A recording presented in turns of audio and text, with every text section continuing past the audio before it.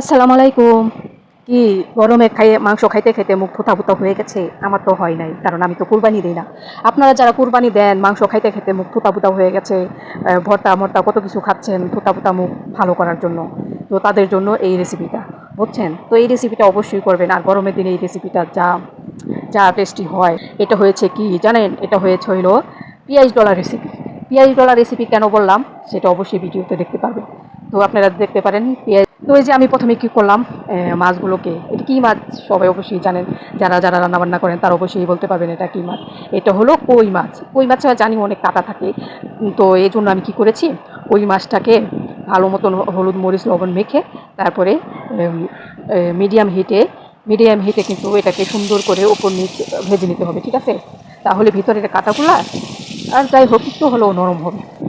তো এই যে মাছগুলো ভাজা শেষ, মাছগুলো ভেজে তারপরে কি করলাম, আলুগুলো দিয়ে দিলাম। এই যে সুন্দর করে একটা করে সুন্দর করে আলুগুলো আমি দিয়ে দিলাম। আলুগুলো কিন্তু আমি হলুদ মরিচ লবণ দিয়ে মেখে নিয়েছি। আমি যেই পাত্রে মাছগুলো হলুদ মরিচ লবণ দিয়ে মেখেছি সেই পাত্রে কিন্তু আমি আলুগুলো মাখিনি, অন্য পাত্রে কিন্তু আলুগুলো মেখে নিয়েছি, ঠিক আছে? তো আলুগুলো মেখে নেওয়ার পরে যে আলুগুলো সুন্দর করে ভেজে নিচ্ছি। আলুগুলো ভাজার সময় অবশ্যই একটা জিনিস খেয়াল করবেন, আলুগুলো যেন 80% সিদ্ধ হয়, ঠিক আছে? এরকমভাবে আলুগুলো ভাজবেন। তা না হলে দেখা যাবে যে আপনি যখন কষাবেন বা যখন ঝোল দিয়ে আরও 10 মিনিট রান্না করবেন, তখন কিন্তু আলুগুলো গলে যেতে পারে। এই জন্য আলুগুলো 80% সিদ্ধ করবেন। তো আলুগুলো ভাজা শেষ, এখন আমি দিয়ে দেবো করলা। এইটাকে কিন্তু করলাই বলে। আর যেটা ছোট ছোট ভাজি করা হয়, কিন্তু অবশ্যই আপনারা করলা দিয়ে, মানে যে লম্বা লম্বা বড় বড় থাকে যে, সেটা হচ্ছে করলা, সেটা দিয়ে কিন্তু এই রেসিপিটা করবেন। আবার উস্তা দিয়ে কিন্তু করতে যাবেন না। অনেকে উস্তাকেও করলা বলে। যাই হোক, আমি তো ভালো মতন বলে দিয়েছি কোনটা দিয়ে রান্না করবেন। যদি না বুঝতে পারেন তো আর কি করব। যাই হোক, এখন আমি করলাগুলোকে সুন্দর করে ভেজে নিলাম। মানে করলা তো আর বেশি ভাজা যাবে না, বেশি ভাজলে করলার টেস্টটা নষ্ট হয়ে যাবে।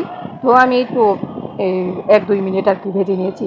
ভেজে তারপরে যে এটার ভিতরেই একটু সামান্য পরিমাণে দিয়ে দিলাম পানি।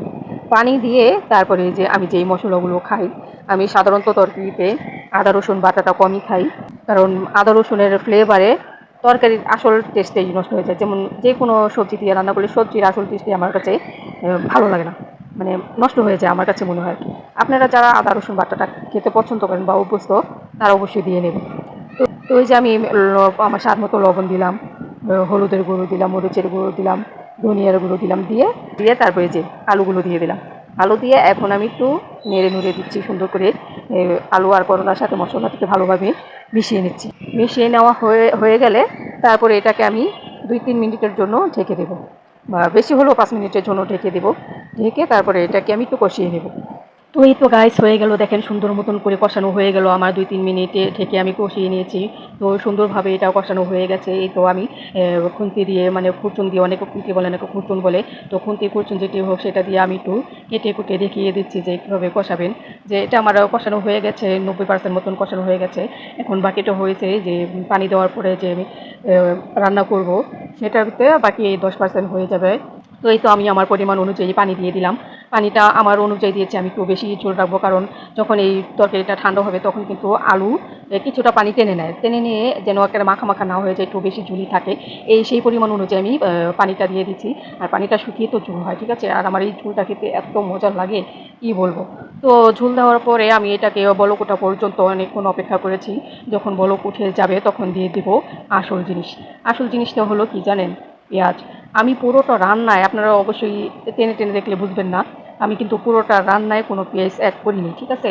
কারণ এই তরকারিতে এটাই কিন্তু আসল, এটাই কিন্তু মেন। এই যে এইভাবে ডলে ডলে তারপরে পেঁয়াজটা ঝোল দেওয়ার পরে দিয়ে দেবেন, যখন বলকটা উঠবে তখনই দিয়ে দেবেন। তো এই যে আমি পেঁয়াজটা দিয়ে দিলাম। পেঁয়াজ দেওয়ার পরে এখন কি করব, এই যে গোল গোল করে কেটে রেখেছিলাম টমেটোগুলো, সেগুলো আমি দিয়ে দেবো। আমার আবার একটা রুচি কি জানেন, সব ধরনের তরকারিতে না আমি টমেটোটা খেতে অনেক পছন্দ করি, মানে টমেটোটা অনেক লাইক করি। আমি সব ধরনের তরকারিতে এই টমেটোটা দিই। তো যেহেতু আলুও গোল, করলাও গোল, মাছগুলো একটু গোল সাইজেরই আর কি। আমার মনে হয় যে মাছগুলো একটু গোল সাইজের হলে ভালো হতো। যাই হোক, একটু লম্বা লম্বা হয়ে গেছে। তো মরিচটাও তো আর গোল করে কাটা যায় না, মরিচটা এইভাবেই দিতে হয়। তো আমি এই তো সুন্দর করে একটা একটা করে গোল গোল টমেটোগুলো সাজিয়ে দিচ্ছি। দেখুন কি সুন্দর লাগছে। টমেটো দেওয়ার পর বেশি নাড়ানাড়ি আমি করবো না।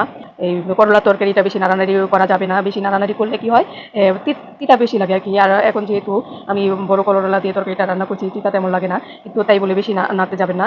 এই তো দেখছেন আমি সব কিছু দিয়ে খুব সুন্দরভাবে আলতো হাতে এগুলোকে আমি সুন্দরভাবে পানিতে মানে ই করে দিচ্ছি যেন সবগুলো জিনিস পানিতে ডুবে থাকে আর রান্নাটা খুব সুন্দর মতন হয়। একজনের রান্নার প্রসেসিং এক রকম, ঠিক আছে? আমি যেভাবে খেতে পছন্দ করি সেটাই আপনাদের সাথে শেয়ার করলাম। ভালো লাগলে অবশ্যই লাইক কমেন্ট শেয়ার করে সাথে থাকবেন, আর যদি ভালো না লাগে তাহলে ইগনোর করবেন, কোনো সমস্যা নেই। আর আমার মতন করে রান্না করে দেখবেন, ইনশাল্লাহ আপনাদেরও ভালো লাগবে।